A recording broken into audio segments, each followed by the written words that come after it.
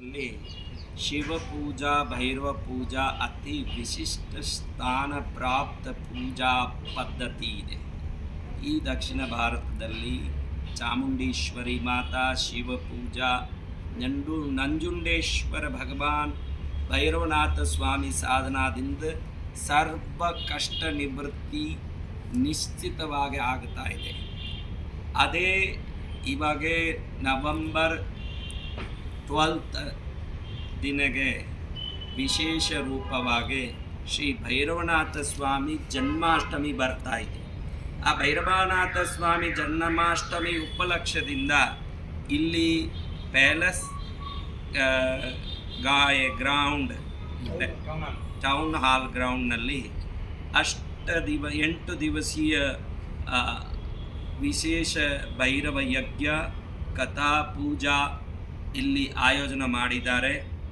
ನಾವು ಕೃಷ್ಣಗಿರಿ ಪೀಠಾಧೀಶ್ವರ ವಸಂತ ವಿಜಯಾನಂದಗಿರಿ ಇಲ್ಲಿ ಮೈಸೂರು ಜನಗಳಿಗೆ ಸೌಖ್ಯ ಸುಖ ಶಾಂತಿ ಸಮೃದ್ಧಿ ಆನಂದ ಬರಬೇಕು ಸಂಕಲ್ಪ ಮಾಡಿ ಕರ್ನಾಟಕ ರಾಜ್ಯದ ಕನ್ನಡ ಭಾಷೆದ ಸರ್ವೋತ್ತಮ ಸ್ಥಾನ ಬರಬೇಕು, ಕರ್ನಾಟಕ ರಾಜ್ಯ ಮಕ್ಕಳಿಗೆ ಸ್ಥಾನದಲ್ಲಿ ಲಾಭ ಬರಬೇಕು, ಸಮೃದ್ಧಿ ಸುಖ ಶಾಂತಿ ಬರಬೇಕು ಸಂಕಲ್ಪ ಮಾಡಿ 8 ದಿವಸ ಗಣಪತಿ ಭೈರವ ಶಿವ ಪಾರ್ವತಿ ಪದ್ಮಾವತಿ ದೇವಿ ನವಗ್ರಹ ದಶದಿಕ್ಪಾಲ ದೇವರು ಯಜ್ಞ ಪೂಜಾ ಇಲ್ಲಿ ನಡ್ತಾ ಇದ್ದೀವಿ.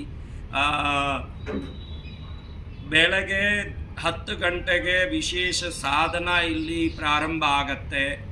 8 ದಿವಸ ಪ್ರತಿದಿನ ಮಧ್ಯಾಹ್ನಗೆ 3 ಗಂಟೆಗೆ ವಿಶೇಷ ಯಜ್ಞ ಪೂಜಾ ಆಯೋಜನೆ ಆಗಿದೆ. ಅದು 4 ಗಂಟೆ ಇಲ್ಲಿ ಯಜ್ಞ ಪೂಜೆ ಆಗ್ತಾ ಇದೆ.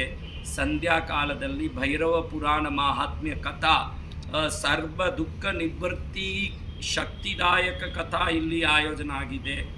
ಎಲ್ಲರೂ ಇಲ್ಲಿ ಬಂದು ಈ ಕಥಾ ಪೂಜಾ ಯಜ್ಞದಲ್ಲಿ ಭಾಗವಹಿಸಿ ಆಶೀರ್ವಾದ ತಗೊಳ್ಬೇಕು.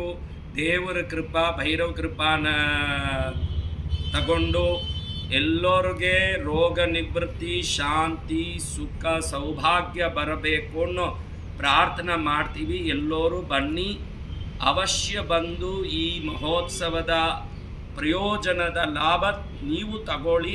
ಎಲ್ಲರಿಗೆ ಪರಿವಾರ ಕುಟುಂಬ ಸಹಿತ ಬಂದು ಈ ದಿವ್ಯ ಶಕ್ತಿದ ಅನುಭವ ಮಾಡಿ. ಈ ಶಕ್ತಿ ಅನುಭವ ಮಾಡಿದ್ರೆ ಅಂದರೆ ಎವರು ಇಲ್ಲಿ ಬರ್ತಾರೋ ಅವರ ರೋಗ ದುಃಖ ಅದೇ ಕ್ಷಣ ನಷ್ಟ ಆಗುತ್ತಾ ಇದೆ. 20 ವರ್ಷದಿಂದ ಮೈಗ್ರೇನ್